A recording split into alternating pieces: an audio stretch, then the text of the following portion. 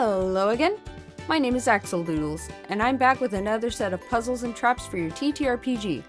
As a reminder, these were made with D&D in mind, since that's what I'm used to playing.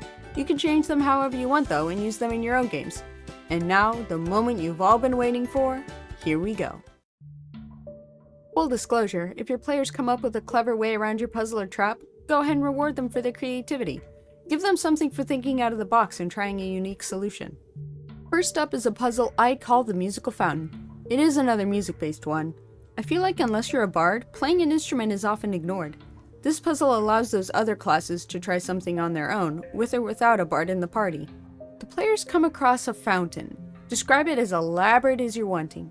Somewhere in the fountain, put a creature of your choice playing an instrument, but make the instrument be real.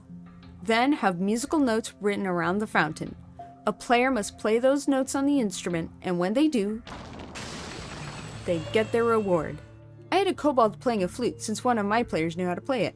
The party didn't have a bard, so I had to use an instrument I knew one of them had a proficiency with. I just had the notes written along the bottom, but you can have them hidden throughout the fountain, or even somewhere else in the game. Also, I had it open a secret door, so you can have whatever reward you want. This next trap is one I called the Blood Splatter. It's very good at giving clues to your party. I used it specifically in a murder mystery, hence the name, but you can have it give whatever clues you want. On the floor, put a large puddle of blood.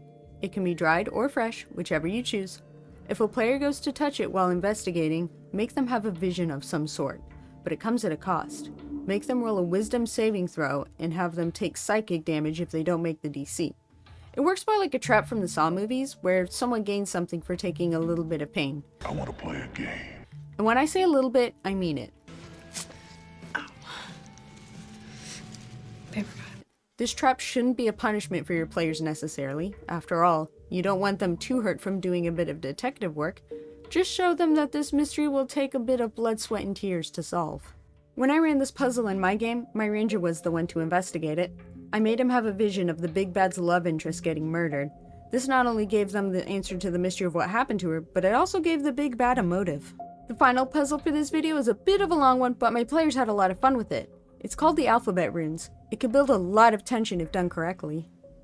Start by giving the players a riddle. I used this one. My creator does not want me, my purchaser does not need me, and my user cannot feel me. The answer to this riddle is coffin. Have a slab of stone with runes or letters carved into it with the same number of blank spaces as there are letters in the answer. Make the players put the answer to the riddle in the blank spaces. Have some sort of punishment for wrong answers as well. The way I originally wrote it, I had the room covered in fairy fire on the first wrong answer, and had a banshee enter the room on the second one. This made it so most of the party was focused on fighting the monster, while others were focused on solving the riddle. The way I ran it was a bit different because my players never actually went into the room that had this puzzle in it. Instead, I inserted it onto the outside of a mausoleum my players needed to get into to save an important NPC. Then I had to build tension somehow, so I had a large creature approaching from a distance. I used a timer and gave them only a few minutes to solve the puzzle. Every 15 seconds I would give an update on where the monster was and how close it was getting.